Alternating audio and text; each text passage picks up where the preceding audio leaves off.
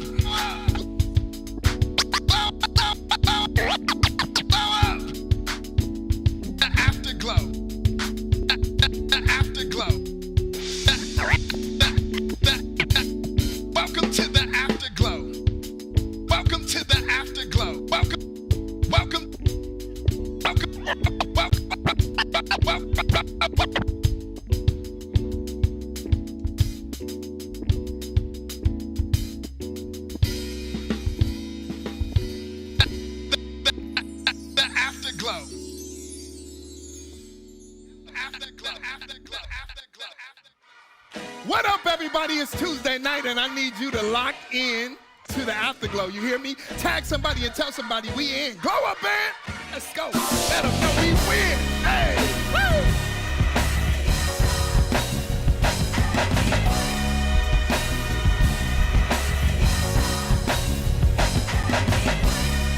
Get your pens and your pads out, or your whatever you take notes on, but don't you miss a moment of this. I'm gonna help you get to the other side. You ready?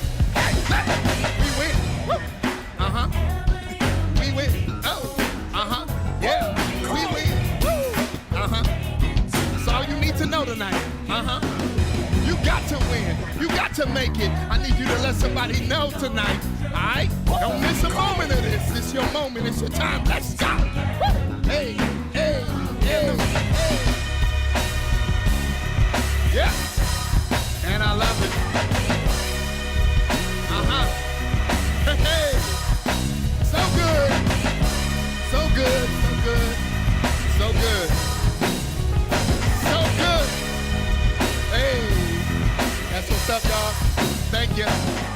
Oh, you ready? Settle? Good to go. Thank you, Glow Up, for letting us know, reminding us. Man, that's a banger. Thank you for the GOAT, Kurt, dropping that track. You hear what I'm saying? I want you to know you win.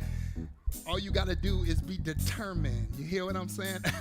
I don't know about you, but I need you to type, I'm determined to win. I got to make it. I'm getting to the other side. It's time to go. It's go time. It's your go season. And I just hope that you have enjoyed thoroughly this series. Man, we're at the end of it. And I just want to know, like, what was your favorite point, the thing that spoke to you the most? What motivated you, pulled you out of your rut, got you unstuck as we pushed you and provoked you into your next dimension? Sunday was crazy. Did you enjoy that? So much happened and transpired in just one day, man, as we talked about Paul and being sent out. Listen, I want to tell you tonight, as we just recap that place and that moment, that God has a desired destination for you, and he is going to help you get there. How many of you are determined to get to the place that God has designed for your life? I just believe you will not be stagnant or stuck in this season. We talked in the book of Acts, the 27th chapter, verse 23 through 24, and 27 through 28. It talked about God giving Paul an outcome or a destination. And I told you on Sunday that our destination is determined. We must be as determined to reach our destination. I'm going to say it again just to make sure that you get it. Our destination is determined or predetermined, but we must be as determined to reach our desired destination. You see, and then anytime you start heading in a particular or specific destination, you will experience opposition. It will not be by happenstance, but circumstances will arise. So you might as well make plans and preparation to feel or see the opposition. But one thing we told you about opposition is that opposition is an opportunity. As Paul began to sail in the thing that God put him in and on his way to his particular destination, a storm broke out and happened, Acts 27, 13 and 20. But I told you, storms don't come to last, they come to pass.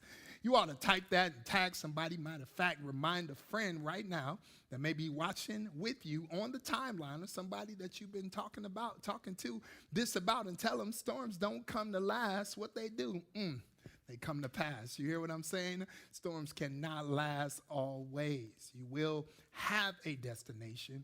You will experience opposition. And then thirdly, I told you there will be losses. How you look at your losses frames how you handle what you're facing and dealing with. You see, on our transition, we have losses while we're on the destination. Losses in our mind because we think that everything and everybody that's with us now is going to be with us forever. The truth is, God has people in your life for a reason, a season, and or a lifetime. I do believe that covenants are connected for life. But the reality is that some people come in and out. You have to change how you see when you lose things, because everybody that comes in and out doesn't mean that you lose the moments while you had them. You learn to embrace what you have and hold on to the memories and thank God for the place and the time that God gave them to you when you needed them most. The Bible says that they experienced losses in the transition. Acts 27 and 18 said, we took such a violent battering from the storm that the next day they began to throw the cargo overboard. The first thing we talked about that they lost was stuff. This is still in my recap. In your losses, you will lose stuff, but stuff is not what it's all about. Stuff can come and stuff can go. Second thing they lost was they lost control. I don't know about you, but losing control can be a challenging thing to lose. We like to be in charge and in control. Acts 27 and 15. The next thing they lost was hope. This is a dangerous space and place when you lose hope, because hope is so powerful. It is important and absolutely essential that you do not let it go. Acts 27 and 20 says they lost hope and they almost gave up hope that anyone would come to save them. They stopped looking for anybody to rescue them because they did not think they would be found. And then eventually they lost the ship. Man, what do you do when you put yourself in what you were supposed to be in, that was supposed to be able to sustain you and get you to where you're going, and then it breaks up, it gets destroyed? A business, a job, a marriage, a career, your family dynamic. There's a lot of things that we believe supposed to be with us forever and that have the power and the ability to sustain us to our particular destination, but yet and still there are times in our life when even they break up. Man, hardcore times. Those are the times that you really got to learn to trust in God. And I just came to tell you that even though they lost stuff and they lost control and they lost hope and they lost even the ship. Anybody out there that lost any of those things? Which one did you lose? Go ahead and type it down and let me know, so I can let you know that even though you had to experience some losses, you still got more left. Even though you may have experienced some losses and some things are gone that you thought should be there, you still got more left. There's more in you than you know. And tonight, I came to provoke you of a very important characteristics that is needed for you to get to your destination. You must make it to your destination. I'm going to say it again. You got to make it to your destination. So the Bible says that Acts 27 and 22, when they had lost all of it, one thing they could not afford to lose, and that was courage. That's my topic for tonight that I just want to help you deal with. Keep courage. Can you just type the words keep courage? Can you encourage somebody? Keep courage. I came to encourage somebody to keep courage, because although you may lose a lot of things, you cannot afford to lose your courage. Verse 27 and 22 says, but now I urge you to keep up your courage, because not one of you will be lost. only the ship will be destroyed. Now I urge you, Paul says, to keep up your courage, because not one of you will be lost, only the ship will be destroyed. Man, when you've been in a place where you feel like you lost so much and can't take any more, and then God comes to you and says, hey, I need you to still hold on to something that you got left. You may not feel like you got it, but it's deep down on the inside, and it's called courage. Verse 25, he says it again. He says, so keep up your courage, man, for I have faith in God that it will happen just as he told me. I want to pause before I lean into that anymore and just get you to type and say, it's going to happen just like he told me. It's going to happen just like he told me. Come on, God's not a man he should lie, nor the son of man he should repent. If God says a thing, it will happen just like he told you. I just need you to keep courage. Courage, courage, courage. You got to keep your courage. Man, I love my favorite movies is Wizard of Oz or The Wiz, whichever rendition you enjoy. In that process, you saw the cowardly lion that was on the process of having fear and needing courage. I love what Oz said to him. He said, you have plenty of courage, I'm sure. All you need is confidence in yourself. Such wisdom to consider that everything you need is on the inside of you, that God has given you a measure and you must exercise it to strengthen it or to enlarge it in your life. You have plenty of courage, I'm sure. You just need confidence. There's times when we find out if we really have courage. Like when you're waiting on God, when you are waiting for God to mature or produce something that he has promised. You need courage. When you're facing imminent danger or your life or something is threatened, either naturally or spiritual, you need courage. When you're surrounded by uncertainty and not sure how this is going to turn out or what's going to happen next, you need, that's right, you typed it, courage. When you're challenged by something that seems so overwhelming that you don't know if you're exactly going to make it, you need it. That's right, courage. I just want to quickly tell you 5 things to help you keep your courage. 5 things that I believe will stir up, stimulate the courage that God has given you inside of you. The first thing is that I want you to understand that courage is a characteristic that God commands. I need you to type it. Courage is a characteristic that God commands. It is a characteristic, a virtue, something that God expects you to have because he gave it to you. It teaches us to trust in the Lord and to hope in the Lord. Joshua 1:6, God came to Joshua at a dark moment. His mentor, spiritual father, leader, Moses, had just died. The children of Israel were mourning. He was left with the responsibility to lead them into the next land of promise, to pick up where Moses left off. And God comes to him in the middle of morning and says, be strong and courageous, because you will lead your people to inherit the land that I swore to the forefathers to give them. Be strong, he says it again, and very courageous, and be careful to obey all of the law that my servant Moses gave you, and do not turn to it from the right or the left, so that you will be successful wherever you go. So that you will be successful wherever you go. God comes to him in a difficult time, in a difficult moment, and reiterates his need to follow the plan of God that has the path of God, and to stir up, stimulate, and be strong and have courage. I say to you, courage is not an option. It's a characteristic that God's command. And I say what God said to Moses, be strong and very courageous. Number 2 out of 5 is that courage is an unwavering conviction that God is in control. An unwavering conviction that God is in control. Do you believe that God is in control?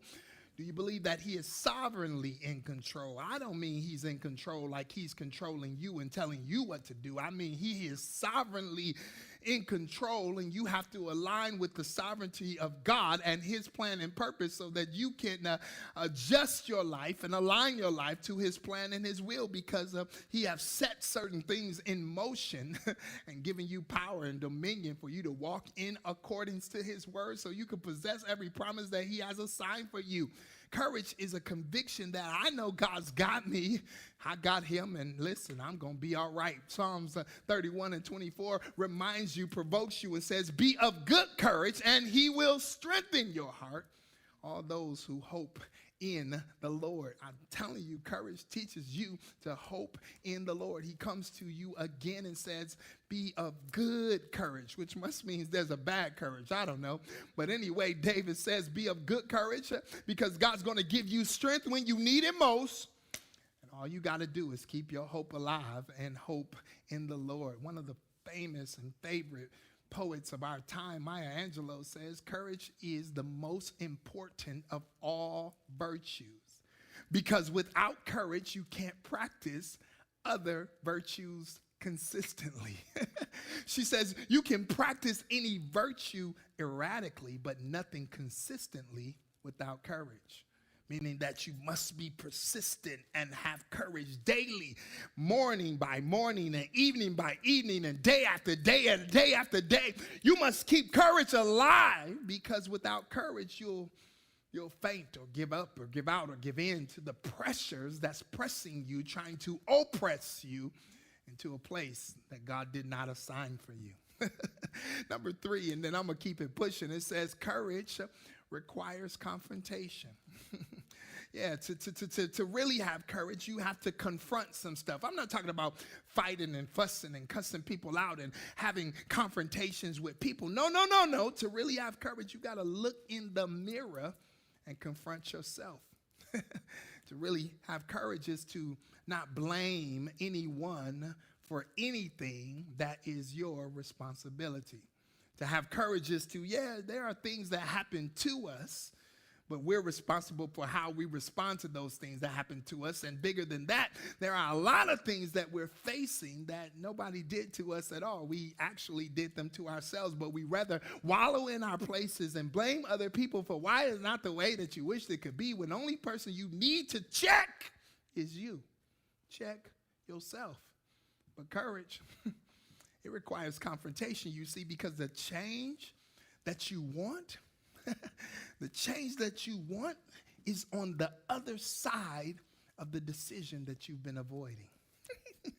I know that was good because it hit me like a ton of bricks. The truth is the change that you want is on the other side of the decision that you've been avoiding. See, a lot of people don't like confrontation, so they go with the get along and they get along for the sake of getting along. And if you're not careful, you'll look up and the get along has taken you a long way out the road that you desire to be in. You hear me?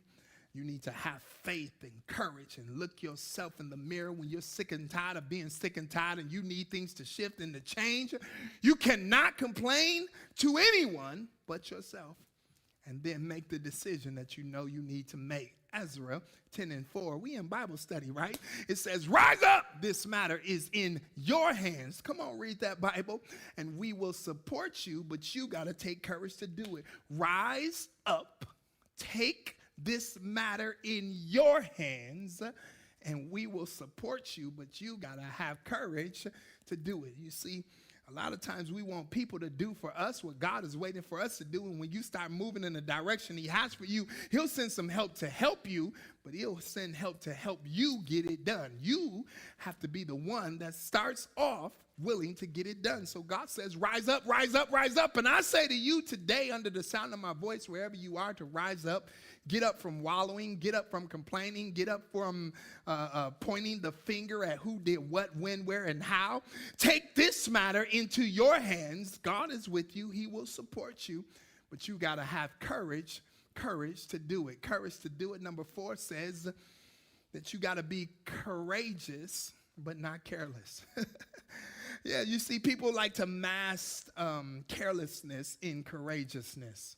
But they're not the same. You can be courageous, but yet not careless. You have to be calculated in your courage to consider who all your decisions might affect or impact, or what ways they can affect or impact. And so what people do when they're discontent with their lives, the first thing they do is point the finger and try to blame stuff for the things that's around them. But the truth is the change that you're really looking for, It's inside you, it's not around you. You see, real change begins internally. And so when God tells you to dig deep, I urge you to take and have courage. He's literally saying to you that this is going to require some confidence in you. You need to be cautious, but don't be careless. Don't be radical. You know, I hear some of you, that's right. I'm just going to do what I want to do. I'm just out here. No. You got to be careful. Be careful. Don't be careless. Like, go for it, but don't blow up the whole spot. You understand what I'm saying? Like, move in it, but don't make a mess in the moment of moving in it. Do what God is telling you to do, but be careful how you calculate to disrupt your life and the plans that God has for you, because sometimes it requires courage, but then sometimes it requires patience. Sometimes God is getting ready to do a thing, and then we mess up a thing before he does it because he didn't do it when we thought he should do it. The truth is, I need you to be courageous, but not careless. I believe that God is stirring up in you and giving you the courage you need to create the change you need in your circumstances. Can you type that? I believe that God is giving me the courage I need to create the change I need in my circumstances. I believe that God is giving you the courage you need to create the change you need in your circumstances. I believe that God is giving you the courage you need to create the change you need in your circumstances. Do you receive that tonight? One of my heroes, Nelson Mandela, made this statement and said, I learned that courage was not the absence of fear, but learning how to triumph over it. That brave man is not he who does not feel afraid, but is he that conquers your fear. You see, anytime it's time to have courage, fear will always arise and try to fight the courageousness that God has given you. But the truth is, don't let fear cheat you out of operating in courage. Because fear is actually, it's an activator for courage. Fear is actually a moment when you feel fear. That's the moment when you know you need courage. When fear tries to come towards you, to block you, to stop you, to make you retreat or back out of a thing that you know God is leaning you into, that's the moment where you start to seek God and ask him for courage. You see, I heard one proverb, I read one proverb that said, fear and courage are brothers. Fear and courage are brothers. They both show up together, pushing and pointing you and prodding you differently. And the truth is, I need you not to let fear stop you. Can you just declare that I will not let fear stop me? Type, I will not let fear stop me. I will not allow it to stop me, because the reality is that when I feel the fear, I need to feel courage at the same time. So instead of retreating back, I step into the fear so that I move forward. You see, courage gives you an ability to step into the fear that you feel, because you understand that this is a moment not for you to be careless, but this is a moment for you to be courageous. I love a promise that lands right when you need it most. Isaiah 41:10 says, so do not fear, for I am with you. Come on. Do not fear, for I am with you. And do not be dismayed, for I am your God. And I will strengthen you. And I will strengthen you. And I will help you. And I will help you. And I will uphold you with my righteous hand. It says, and all who rage against you will surely be put to shame and disgraced. And those who oppose you will be as nothing and perish.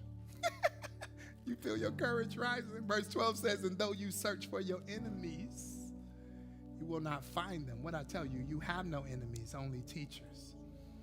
And those who wage war against you will be like nothing at all. Verse 13, here it is. For I am the Lord your God, who takes hold of your right hand and says to you, do not fear, I'll help you. I am the Lord your God that takes hold of your right hand. It says, do not be afraid, do not fear, I will help you. I am the Lord who gives you courage. When you're afraid, when you feel the fear rising. Feel the courage rising when you're afraid to step out, when you feel like you're drowning, when you feel like you're lost, when you feel like you're in darkness. He says, I, myself, I'm the Lord your God who will take hold of your right hand. I will take hold of your right hand, and I'll strengthen you, and I'll help you, and I'll uphold you, and I'll protect you, and I won't let anything get to you. But I need you to have courage. Courage. Courage. Come on, type courage. I will not fear. I will have courage. I will not fear. I will have courage. Come on. I will not fear. I will have courage. I will not fear. I'll have courage. When you recognize that courage is the characteristic that you need the most, you'll dig deep. Dig deep for it. Come on, babe. Minister to the people. Yeah. So good.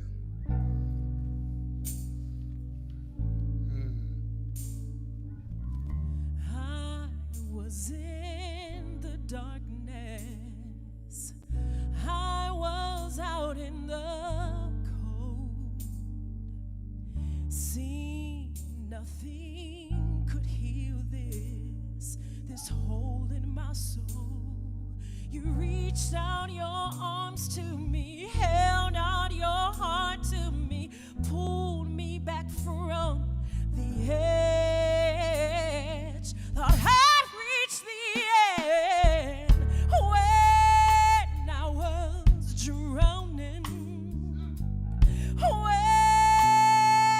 I was so confused. Yeah.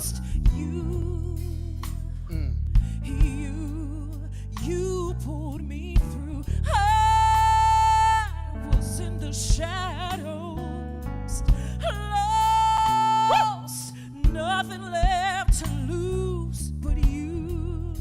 Yeah. You pulled me through. You gave my faith back.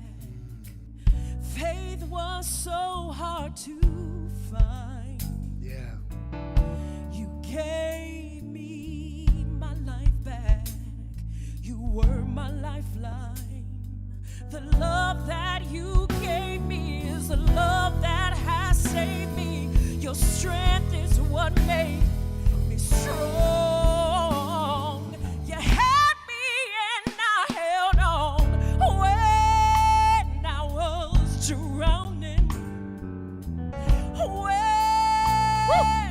I was so confused. Yeah. You pulled me through. I was in the shadows. Yeah. Lost, nothing left to lose. Yeah. You pulled me through when I was drowning. Yes, God. I was so confused.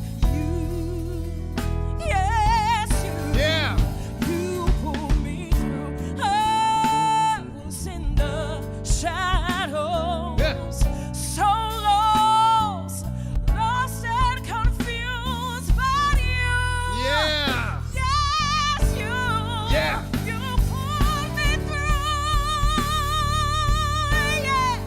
You pulled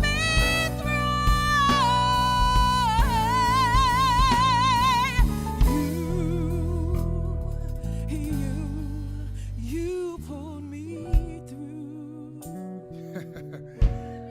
I hope you're glad that God pulled you through. You sung that like he pulled you through a couple times.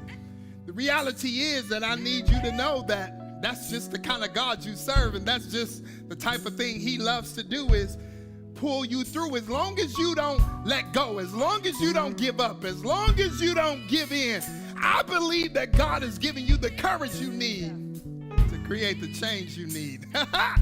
He'll pull you through. He'll pull you through. He'll pull you through.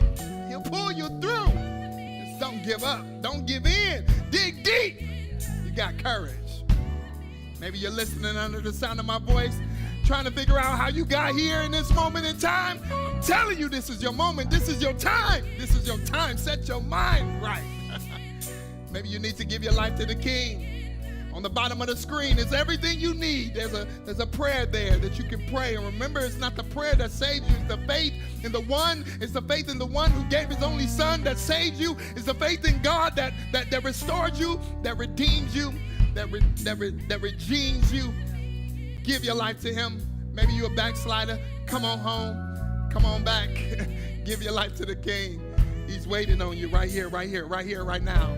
Just text New Life to 313131. After you pray the prayer, somebody's going to get back to you. Text New Life to 313131. Listen, I need you to have courage. I need you to have courage because you got to make it to the other side. It's your go time. You hear what I'm saying? Hey, he's going to pull you through. Don't let go. I told you. Broken pieces is all you got. Just hang on to the broken pieces because that must be all you need. But dig down inside and have courage. Have courage. Hey, courage. Just have courage. I'm believing in you. Thanks, babe, for showing up today. Listen, seed time and harvest. If this word bless you, you trust in God, I need you to release a courage seed. I need you to release a seed that says, God, I have faith. I have courage for my finances. I have courage for my family. I have courage for my friends. I have courage for my future. I need you to release a courage seed right there and put a seed on it if you believe in it. God, I'm trusting you. You never let me go. You never leave me. Don't forsake me. 3 ways to give on the bottom of the screen. You just get your seed. Do the very best you can. Come on, I asked you to give $21, but some of you, I need you to give $42. I need you to double up on that thing. Listen, I always ask for 21, but tonight, you can do it. Give 42. Stretch, release, sow. It's coming back to you. Good measure.